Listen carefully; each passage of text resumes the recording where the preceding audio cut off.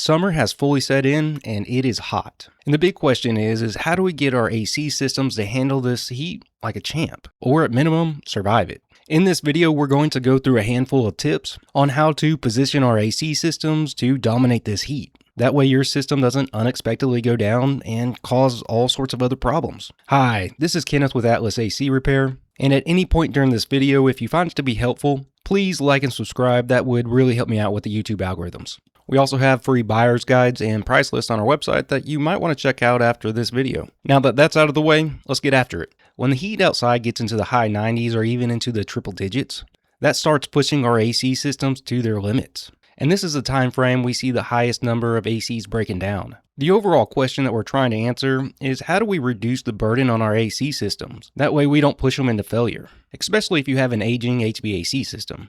In this video, there are 3 things that we're going to be looking at. The first thing that is largely overlooked is the envelope of your home and how to keep it as efficient as possible without breaking the bank. The second thing is going to be the operations of the system, and then finally, the equipment itself.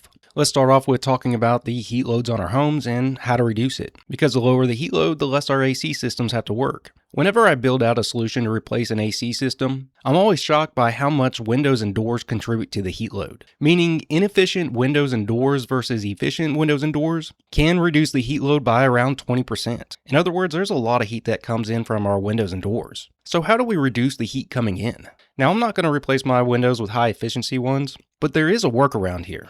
And that is good window coverings and blinds. By keeping your blinds closed throughout the day is going to substantially reduce the heat coming into your house, in turn reducing how hard your AC has to run. Here's an example of this at my office. You can clearly see the difference when the blinds are open versus closed, even though the quality of the blinds that we're using are questionable at best. Here's another example. These are taken from my brother's house. No window cover and the blinds are open. You can see that we have 95 degrees coming inside. With the window cover closed, 87 degrees. And with the cover and blinds closed, now we're sitting at 80 degrees. This is going to make a huge difference on what kind of load our AC system is going to have to handle. Next thing is your doors. Make sure your weather stripping is in good condition. That being said, it is summertime and the kids could be off on summer break. I have 2 little hoodlums and they don't have a concern in the world whether or not the doors are open or closed. I know one of them is ADD and he believes that he plays both inside and outside at the same time. So we have a rule. Take your ADD either outside or inside, but not both. And for the life of me, close the door behind you. I don't understand why some of the most simplest things feels like it's just as easy as herding cats. Now let's talk about thermostat settings. Most folks don't know this, but when builders design new homes, most of the time they will design close to a 20-degree temperature delta in between the indoor temperature and outdoor temperature when they're sizing the equipment for cooling mode. Meaning if the outdoor temperature is 95 degrees, that means that house and HVAC equipment was designed to be able to provide 75 degrees of cooling for the indoor. So let's say temperatures reach up to 100 degrees. That means everything was designed for 80 degrees indoor. Does that mean if it's 100 degrees outside, the lowest temperature that the AC is going to be able to deliver is 80 degrees indoor? The answer is no, not at all. It still should be able to maintain your house in the mid 70s and sometimes even all the way down to the low 70s. However, your air conditioner is under a lot of strain in order to accomplish that. To overcome some of this strain, I do recommend raising your thermostat temperature by a few degrees in between 11 a.m. until the sun sets. This will help reduce some of that strain on your AC system. And again, that's for days in the high 90s or triple digits. Now that being said, this is largely true for tract homes, basically for homes that builders are trying to knock out quickly for large subdivisions. I don't see this problem as much with custom homes or homes that are over $500,000 in value, along with multi-system homes. Now let's shift gears and talk about our central AC equipment. One of the things that we learned back in the summer of 23, that is when we had over 100 days in triple-digit temperatures, compressors started to get really hot and struggled to kick over, and eventually a lot of them would stop kicking over because how hot they were getting. What we did to solve this problem is add a hard start kit to the outdoor AC unit. A hard start kit gives the compressor a little boost, making it easier to fire up and reducing strain on the compressor. And we did this for old AC units, new AC units, everything that was a single-stage system or 2-stage system. And that ended up fixing a lot of issues.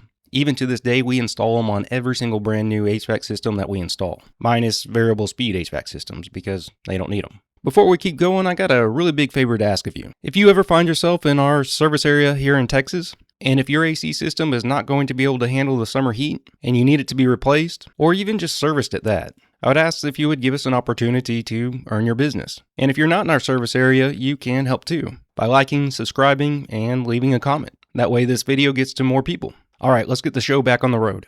Another issue that we run into whenever we have a lot of really hot consecutive days in a row is our AC ends up running a whole lot more often than normal. What that means is the air in our house is cycling a whole lot more than usual, which now the air in our house has better filtration because there's a lot more air going through the filter. What this implies is our filters are going to get dirtier faster. And if you're not on the lookout, it could end up getting clogged up. And if our filters get really dirty, that's tantamount to our AC system trying to run a marathon breathing through a straw. You can quickly see that that's not going to end up too well.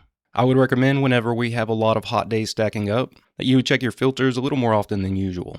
Now, staying in the same vein of keeping things clean, another area that is equally as important is to keep our condensing and evaporator coils clean. Our indoor evaporator coil is the easiest of the two components to keep clean, and that is dependent on routine filter changes, along with how well your return is sealed. If filters aren't changed on a routine basis, or if air is going around the filter and is not being cleaned through the filter, it can make your evaporator coil dirty.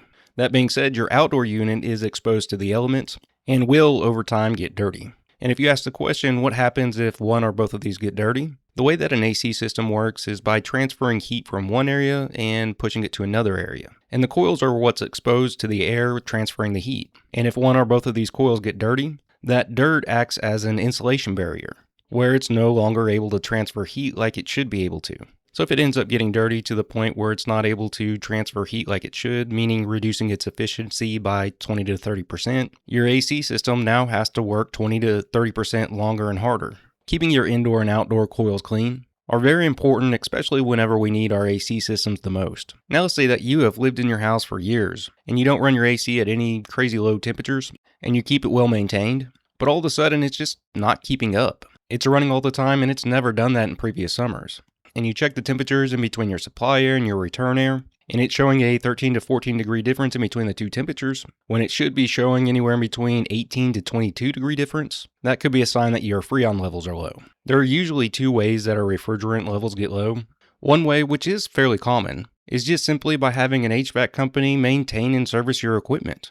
Whenever a tech hooks up their gauges to your AC unit, there's a small amount of Freon that stays in the hoses. So every time they hook up, you could be losing a little bit of refrigerant. And over time, you could end up being a pound or two low on refrigerant. In that scenario, you could just need to be topped off and you're good to go. And the other scenario would be if you end up springing a refrigerant leak in your AC system, like in your evaporator coil, which is the most common place for one. If it's a small leak, you can probably add some refrigerant and get through the summer. However, if it ends up being a big leak, you might end up having to replace your evaporator coil. Now let's say I just got home from work and as I was walking inside, I hear my AC system fire up. I hear it make this weird buzzing noise, kind of like "Arr." That is most likely the sound of a worn out contactor. And what a contactor does is open and close in order to turn power on and off to the outdoor AC unit. So when it closes, it allows the power to flow.